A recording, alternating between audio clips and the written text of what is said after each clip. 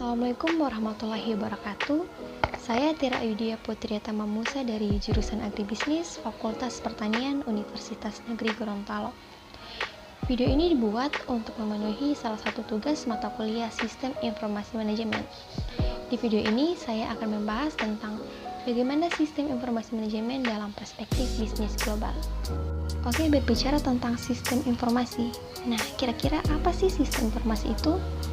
Sistem informasi adalah serangkaian komponen yang digunakan untuk mengumpulkan atau mendapatkan, menyimpan dan mendistribusikan informasi untuk pengambilan suatu keputusan. Bahasan kita ada 4, yaitu yang pertama, sistem informasi mengubah bisnis. Yang kedua, kesempatan sistem informasi dalam bisnis menuju globalisasi. Yang ketiga, tujuan bisnis strategi informasi.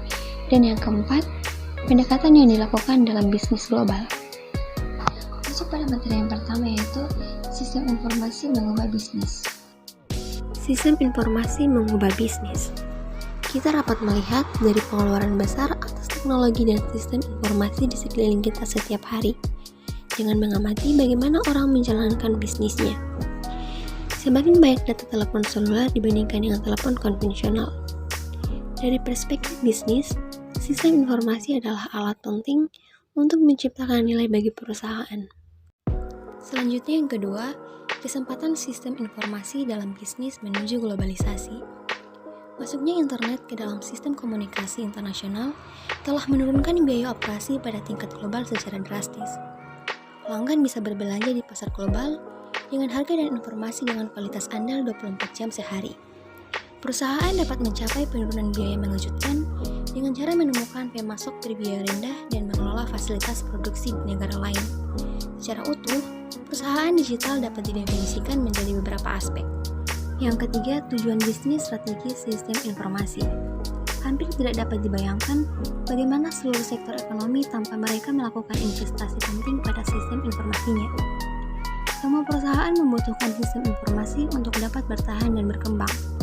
Teknologi informasi merupakan dasar bagi bisnis seperti kantor, telepon, tempat penyimpanan berkas, dan bangunan tinggi yang efisien menggunakan tangga jalan yang merupakan dasar bagi bisnis.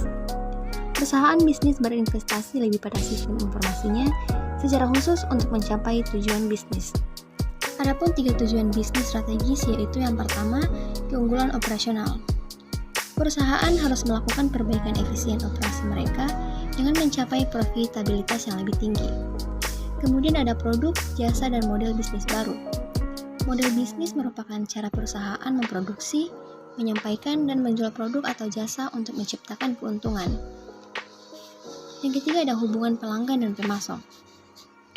Jika bisnis memahami dan melayani para pelanggannya dengan baik, memahami bagaimana mereka ingin dilayani, pelanggan biasanya akan kembali dan membeli lebih banyak. Hal ini akan meningkatkan pendapatan dan laba. Sama halnya dengan pemasok. Semakin terlibat suatu bisnis dengan pemasoknya, semakin lebih baik pemasok menyediakan input vital. Hal ini akan menurunkan biaya.